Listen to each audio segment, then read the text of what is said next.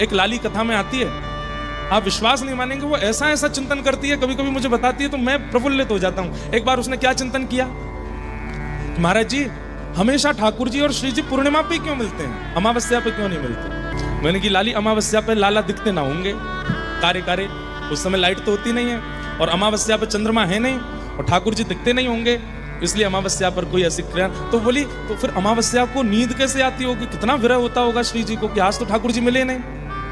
मैंने की तो तुम चिंतन करो कैसे होगा। अब ये कोई लीला कहीं लिखी नहीं है, उसने चिंतन किया। कैसे चिंतन?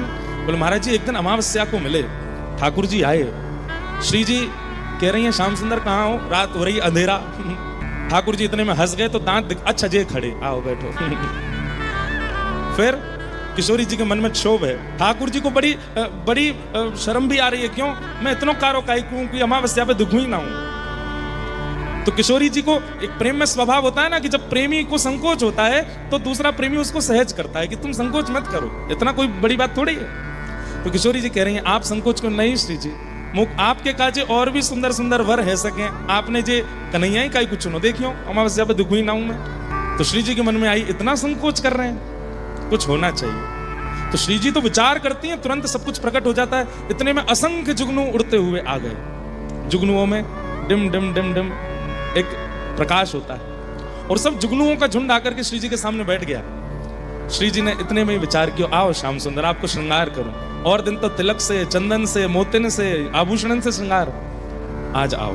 अब एक एक जुगनू को उठाती हैं, और किशोरी जी ठाकुर जी के एक जुगनू यहाँ मुकुट के ऊपर, एक जुगनू यहाँ मणि के पास, एक जुगनू कान के पास, एक जुगनू माथे पर, एक जुगनू यहाँ मकराकृत कुंडल पर, एक जुगनुओं के कुछ मालाएं यहाँ पर, और कुछ बाजूबंद पर, कुछ हाथ पर, कुछ कमर पर, कुछ चरणों पर।